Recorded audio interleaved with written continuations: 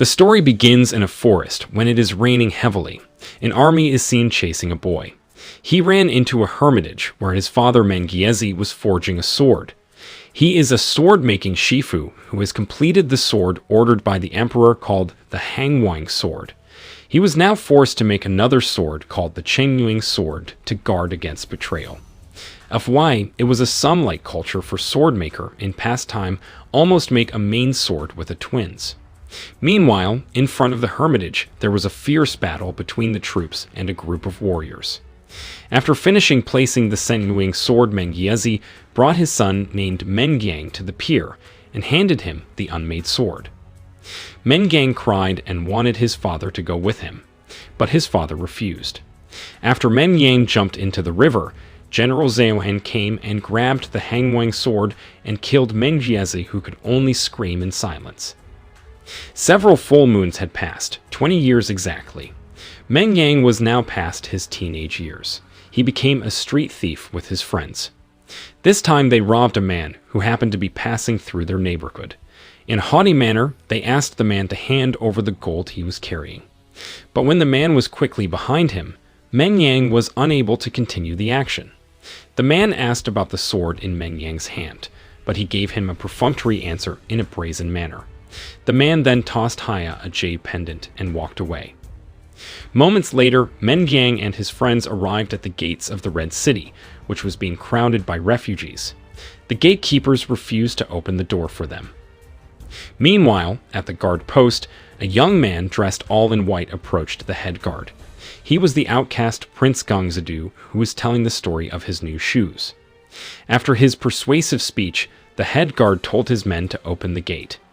After the gates were opened, the refugees flocked into the city, including Mengyang and his friends. They then arrived home. Mengyang then gave a jade pendant to Xiaoyu, a girl who lived there. He asked Xiaoyu to pay off the debt to Xing's boss, and then buy a lot of food for them. Mengyang lied about how they got the jade pendant. It turned out that it belonged to swordsman Zhongsan. Boss Xing didn't believe their story. Then he said that he would give them money if they could bring Zhongzhen's head to him. Meanwhile, Mengyang went to a blacksmith. He asked him to sharpen his Chengyuing sword, but the blacksmith said there was no one who could sharpen a sword with such special materials. It wasn't long before Mengyang arrived at his home, but he just stood outside listening to his friends complain. Xiaoyu treated Duli's wounds, who had been beaten up by Boss Xing for insulting them. Meanwhile, Junkie and Wontan have been unable to find work since the refugees arrived.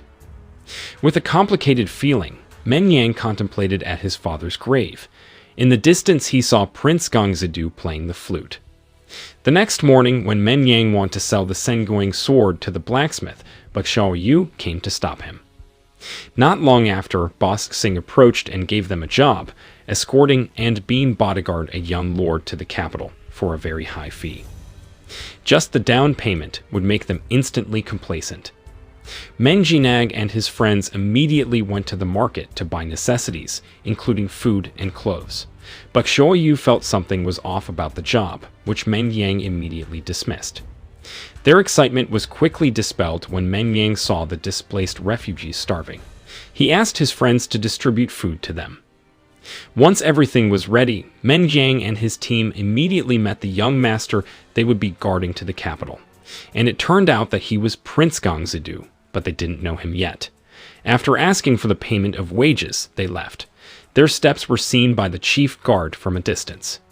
By evening, Prince Gongzadu's entourage had arrived at a luxurious inn. Xiaoyu's suspicions that the person they were protecting was indeed a prince were answered, with Mengyang's rude remark during dinner. Mengyang felt unworthy to sit with the prince, but he replied humbly. Finally, they ate their meal together. While eating, Prince Gongzadu asked permission to see Mengyang's sword. Mengyang was hesitant to show it. It turned out that the prince was an expert swordsman and knew the quality of Chengyuing's sword at a glance.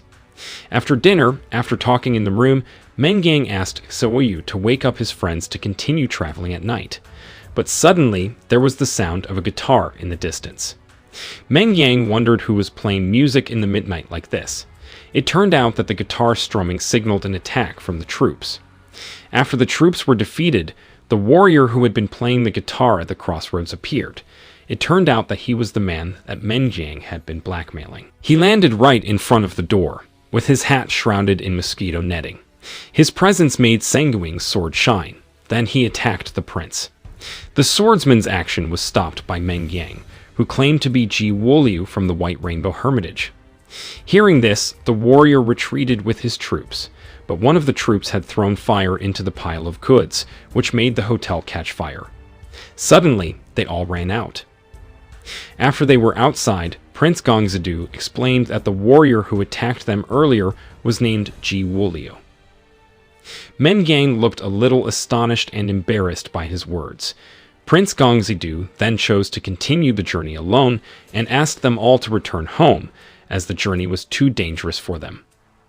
Meng Yang immediately pulled Xiaoyu's hand to take their friends home, while he would continue to guard the prince. The next morning, Meng Yang caught up with the prince in the bamboo forest, and they continued their journey. On the way, they found remnants of the rebel massacre on the road, and the prince chose a small path at the risk of meeting the rebels. Meng Yang had hung a jade pendant on a bamboo tree. It wasn't long before they reached a village. They stopped by a shop to rest for a while. When they want to eat their food, suddenly the rebels arrived. The prince and Meng Yang were asked to hide by the shopkeeper. Not finding the person they were looking for, the rebels took the shopkeeper with them. This made the shopkeeper's son cry. Meng Yang became angry seeing that. He also wanted to save the shopkeeper. But his steps were stopped by the prince of Gongzidu, who asked him to solve the problem without violence. The prince also explained that his purpose in the capital was to succeed his father's throne and serve the people. Meanwhile, Ji Wuliu found the jade pendant that Meng Yang and the prince had hung on a bamboo tree. He then ordered his troops to assemble. In the evening, Meng Yang and the prince chatted together in front of the bonfire. The prince told them that he was banished to the Red City for going against his father's orders. And there are parties who want to seize power by killing him on the way, but the prince didn't know who was behind it. While peeing, Meng Yang noticed the presence of Ji Wuliu, who immediately threw Meng Yang's jade pendant. Ji Wuliu also asked Meng Yang where he got the sword before taking up his stance for the fight. But before it could begin, there was a noise in the distance. Ji Wuliu then pulled back his troops. It turned out that the noise came from Xiaoyu and her friends who were following. Meng Yang was angry, but his heart melted at their determination. Meanwhile, Ji Wuliu spied on them from a distance and hunted down Meng Yang and his friends. After they met up with Prince Gongzidu, he unfortunately sprained his leg, but he asked Prince Gongzidu, Meng Yang, and Xiaoyu to continue their escape. Meanwhile, he and his two friends would intercept Ji Wuliu's troops. But of course, they were no match for Ji Wuliu. In just one move, the three of them fell. Prince Gongzidu, Meng Yang, and Xiaoyu, who kept running, fell into a ravine and became unconscious. Moments later, the three of them woke up from their stupor. Meng Yang was very sad to realize the death of his three friends and blamed Prince Gongzidu for it. It wasn't long before a group of rebels descended on them and took the trio to their places. Arriving at the places, the rebel leader, Commander Chen, did not recognize the prince and felt sorry for them. He allowed them to rest. In the room, Meng Yang was still blaming himself for the deaths of his three friends, which made him want to resign. Xiaoyu then motivates Meng Yang to take revenge for his father's death and friends, but Meng Yang leaves Xiaoyu feeling upset. After waking up from his sleep, Prince Gongzidu came to the room of Commander Chen, who inquired about his health condition. Prince Gongzidu saw some wooden fronds containing classical verses on the commander's desk. He then read one of them and rewrote the missing part. Commander Chen, impressed by Prince Gongzidu's skill, asked him to stay. Prince Gongzidu then approached Meng Yang, who was practicing sword play. Prince Gongzidu gave Meng Yang advice and philosophy about swords, so that he would believe in the power of his sword, even though it was blunt and unsharpened. The next morning, Prince Gongzidu, Meng Yang, and Xiaoyu saw their way out of the cave, and they were caught by Commander Chen, who now knew that the person he helped was Prince Gongzidu. The commander then ordered his troops to execute the prince by burning him. After Prince Gongzadu was tied up, Men Yang then offered to start the fire. But instead of starting the fire, Men Yang made a speech about the prince's goodness. The commander's wife agreed with Men Yang because she had been fed by them back in the Red City. With mixed feelings, the commander released Prince Gongzadu and showed him the way to the capital. Then Prince Gongzadu and Commander Chen promised each other to do their best for their people. A moment later, Prince Gongzadu and Xiao Yu came out of the cave and continued on their way. Elsewhere, Ji Wuliu resigned from his duties. He handed over his Hangwang sword to General Zhaohan. When General Zhaohan released his sword, Ji Wuliu was already behind him and pressed the dagger to the general's neck. Ji Wuliu then left after delivering his message. Meanwhile, Prince Gongzadu, Men Yang, and Xiao Yu were sailing on the river. They talked about the specialty of the Sengyuing sword forged by Men Yang's father. The prince also expressed his gratitude to Men Yang for making the rebels believe in him. Not long after they came ashore, Prince Gongzadu was approached by Ji Wuliu, who gave him a short message about the hardships of his journey ahead. After that, Ji Wuliu disappeared again. In short, the three of them were now approaching the capital. The happy feeling of being almost there suddenly changed drastically when General Zhaohan and his troops came to block. Prince Gongzadu now knew who was behind this betrayal. The fire of revenge was ignited when he saw General Zhaohan. Then Men Yang attacked him and surprised Zhaohan with the power of the Sengying sword. Zhaohan also knew that Men Yang was Mengyezi's son. A fight between them was inevitable.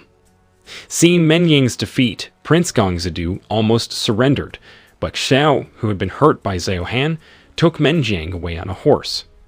In the late afternoon, they sat together gazing at the setting sun. After saying a few words, Xiaoyi breathed his last on Men Yang's shoulder, who could only weep bitterly. Men Yang could then only lament his fate. Sengying's dull sword was now broken. He threw the sword down the hill. Meanwhile, Prince Gongzadu went to see his father, who was lying sick in bed. Behind him, General Zhaohan followed and pulled out a knife and stabbed the emperor in the stomach.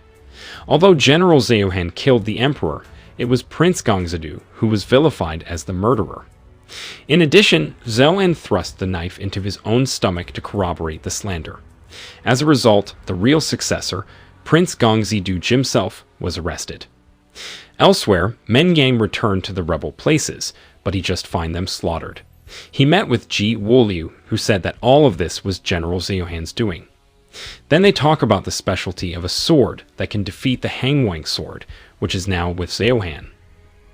Men Yang then searched for where the Sengyuing sword he had thrown had fallen. He looked around the hills and finally found it stuck on a rock, just like the story of King Arthur's Excalibur sword. Men Yang pulled it out and found that it was still broken. By late afternoon, Men Yang had arrived at his father's ruined hermitage. Memories of the bloody events of the past flashed back into his mind. There was a flashback of Men Yang throwing himself into the river and seemingly having a dialogue with his father. In that situation, his father told him that he must unite Han will with Sengying's sword spirit. The next day, Prince Gongzadu was to be executed on the palace terrace. But when General Zhaohan delivered a speech, Men Yang was present to answer him. Men Yang didn't come alone. He was with all the royal people, including Commanders Chen and Ji Wuliu in the audience. Zhaohan was alarmed and brought Prince Gongzadu into the palace. Then Men Yang began his brutal campaign. But because he was surrounded by so many soldiers, Men Yang was defeated and fell to the floor. But his father's message, ringing in his ears, made his resolve strong again, and Men Yang's blood flowed on the sword. Miraculously, it made the sword whole again. It was now sharp, even sharpened. The brutality continued.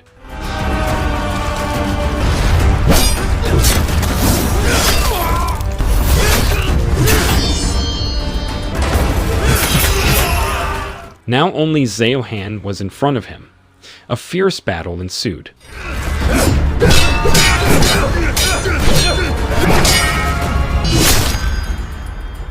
With superb sword techniques, Men Yang finally defeated Zhaohan. Then he freed Prince Gongzadu and brought him out to meet his people, who welcomed him happily. Prince Gongzidu expressed his gratitude to Mengyang. Mengyang then left the palace and returned to his hermitage. A few years later, Mengyang was visited by Prince Gongzidu, who had now become king. He played the flute just as Mengyang had first seen him, and the movie ended.